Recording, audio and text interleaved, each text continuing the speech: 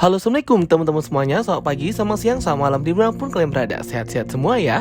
Oke teman-teman semuanya, di video kali ini kita akan ngebahas tentang Q&A dan plot hole serta big question, pertanyaan-pertanyaan netizen tentang film Black Panther Wakanda Forever yang sudah rilis beberapa hari yang lalu ya. Jadi di video ini akan nge-highlight banget pertanyaan-pertanyaan kalian yang sudah aku kumpulin di kolom komentar tentunya. Oke, sebelum kita masuk ke kolom Q&A dan pertanyaan pembahasan plot hole di film ini, aku mau promosi dulu ya kaos keren dari CoStar Store. Kalian wajib banget ya untuk cek shopnya dan order ya teman-teman. Banyak banget kaos-kaos keren dengan berkualitas dan juga gambar-gambarnya yang printernya itu bagus banget ya. Dan lucu-lucu juga. Kalau kalian tertarik langsung aja order. Link Tokopedia dan shopnya sudah aku taruh di description box. Langsung check out aja, langsung beli aja. Oke guys, jadi ada beberapa pertanyaan dan Q&A yang sudah pernah aku buka di termin kolom komunitas YouTube aku, dan di sana aku akan ambil beberapa komentar juga di beberapa video yang sudah aku upload. Kita bahas di sini ya teman-teman, plot hole dan pertanyaan. Kalau kalian masih ada pertanyaan, boleh banget tulis di kolom komentar ya.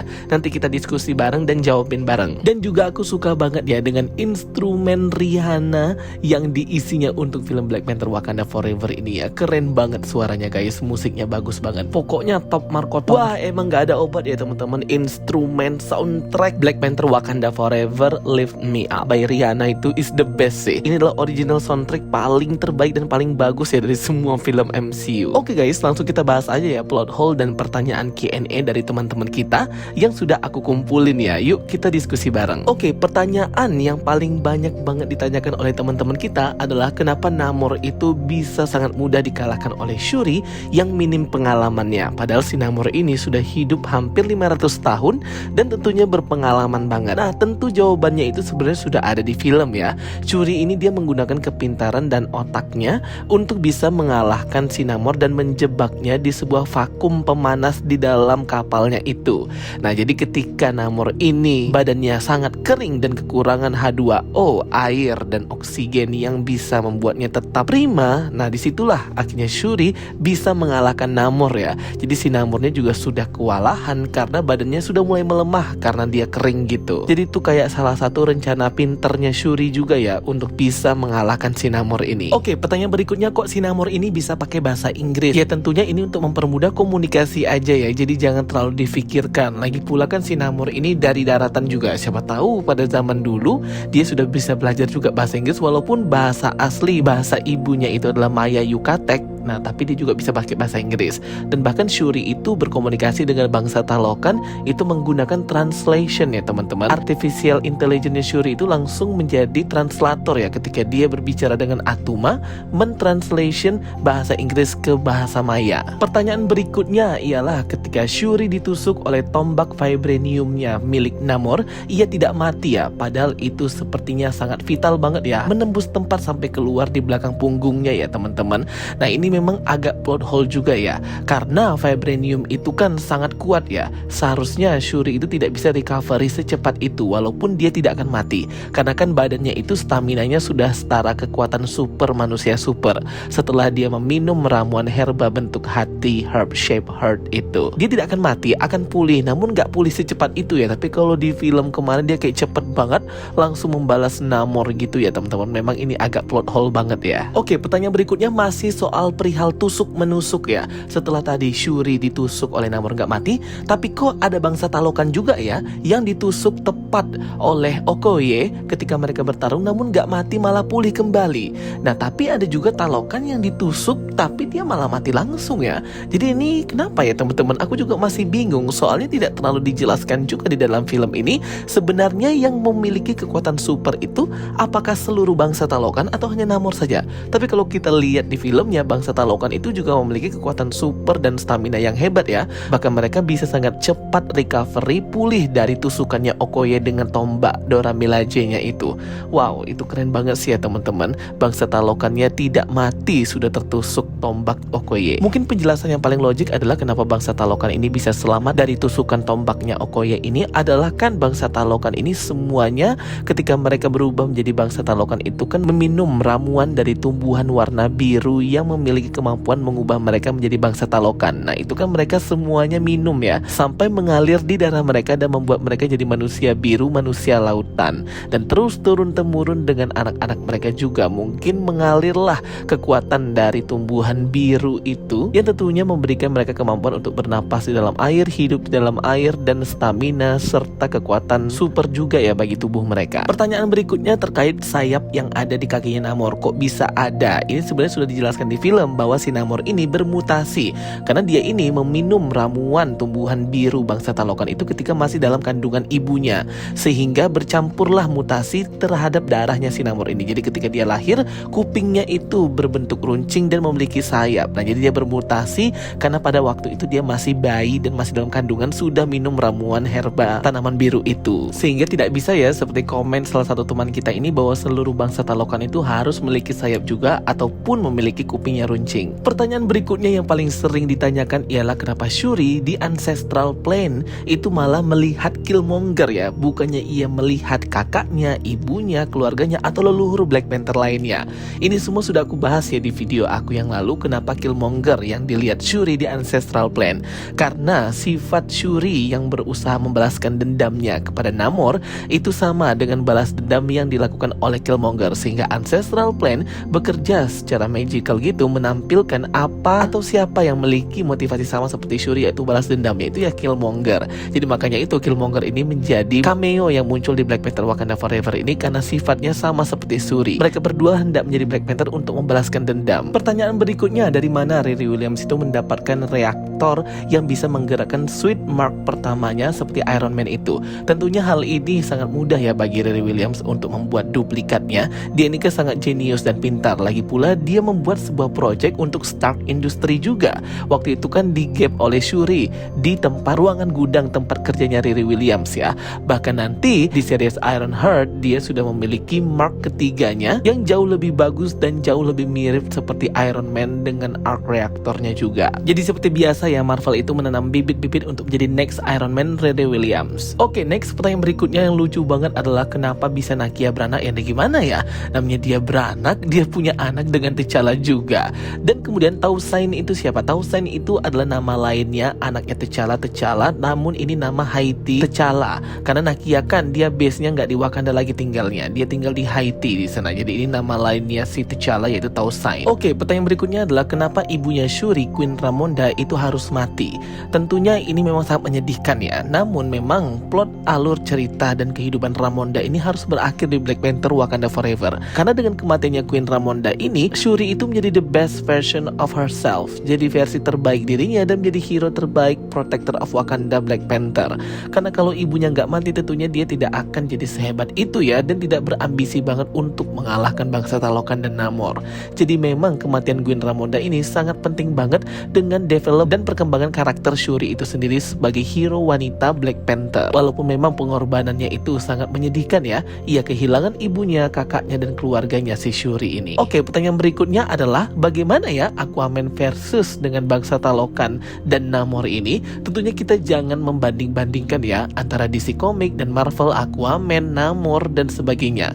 Memang mereka ini sama-sama manusia ikan, manusia laut, namun sudah jelas banget origin story dan latar belakang mereka ini berbeda.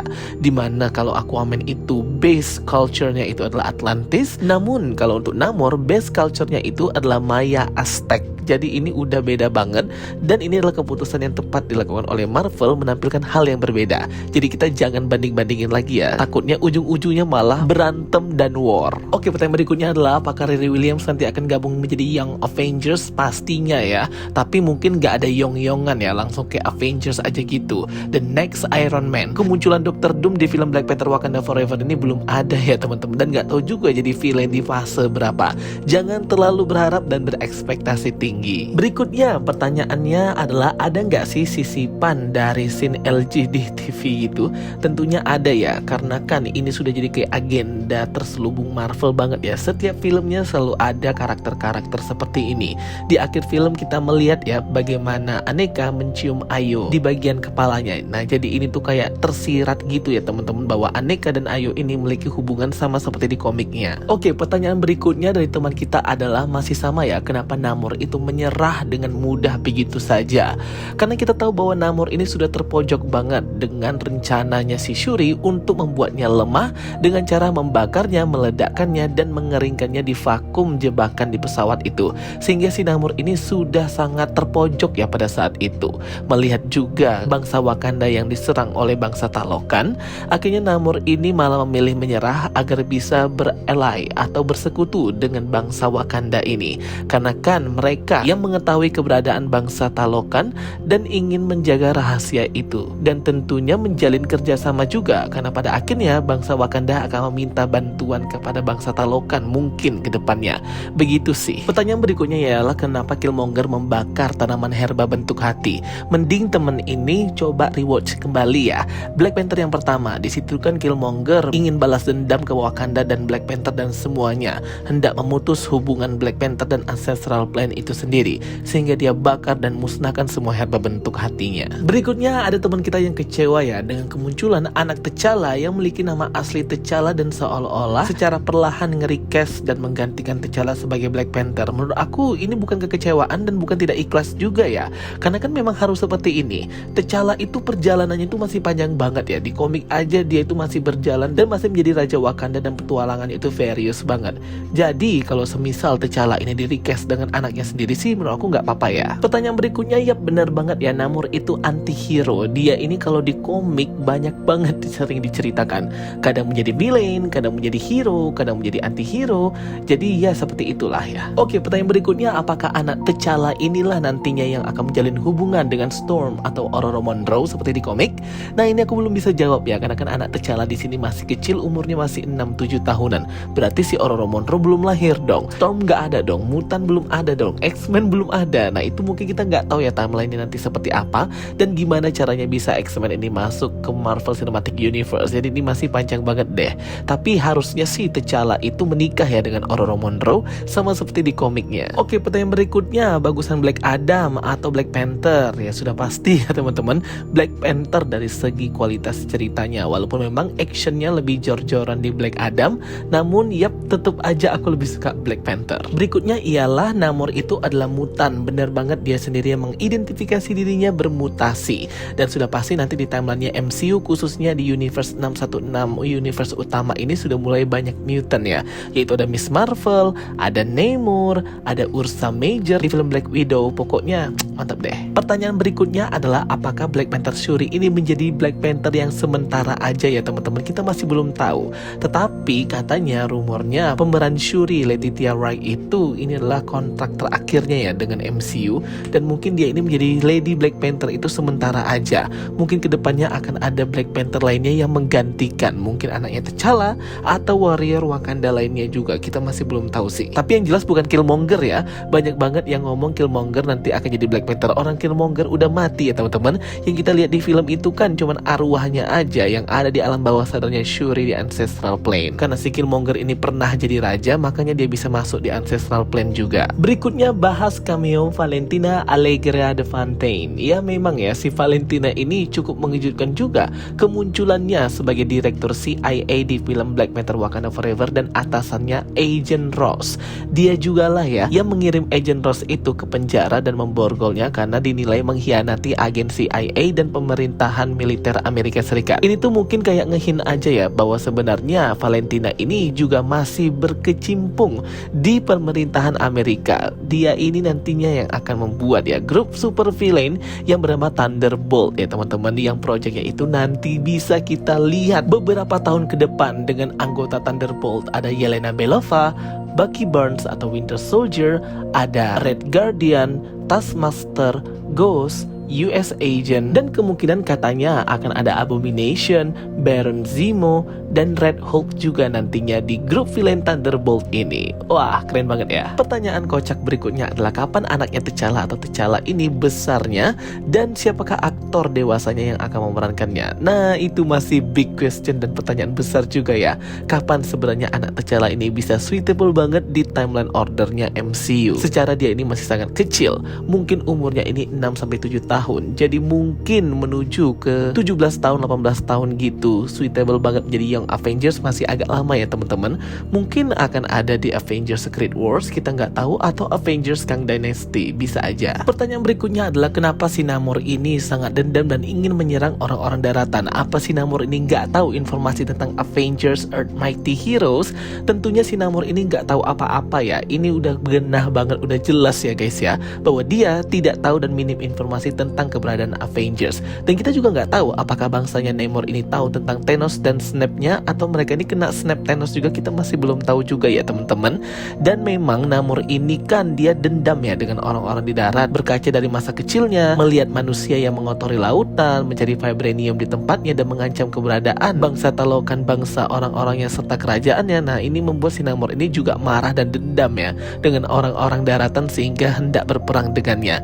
Jadi motivasinya Namor ini untuk menyerang Wakanda dan orang-orang di daratan cukup meyakinkan dan kuat sih, walaupun menurut aku masih kurang kuat ya motivasinya ini. Pertanyaan berikutnya adalah tentang gempa yang dibahas Okoye di film Avengers Endgame yang berada di bawah dasar laut ya, gempa di bawah dasar laut. Nah, mungkin itu adalah salah satu bentuk dari bencana alam juga ya, akibat dari Snap Thanos itu. Dan bisa aja itu bangsanya si Talokan, maybe, tapi yang jelas bukan kebangkitan Tiamut ya, karena kebangkitan Tiamut itu dimulai dari blipnya Hulk yang mengembalikan kembali populasi. Oke teman-teman semuanya, itu dia ya video penjelasan dari aku dan video jawaban pertanyaan-pertanyaan kalian di kolom Q&A, plot hole, dan big question untuk film Black Panther Wakanda Forever ini. Semoga bisa membantu kalian sedikitnya ya. Dan kalau misalnya penjelasan aku ini ada yang kurang-kurang dan masih ada pertanyaan lagi, boleh banget komen di kolom komentar ya guys ya. Kita diskusi bareng, gak apa-apa ya. Kita sama-sama berbagi dan sharing informasi. Thank you for watching my videos. Don't forget to like and subscribe. Kita ketemu lagi di video-video aku berikutnya. So stay tuned and stay watching. Sampai jumpa semuanya. Bye bye. See you next time.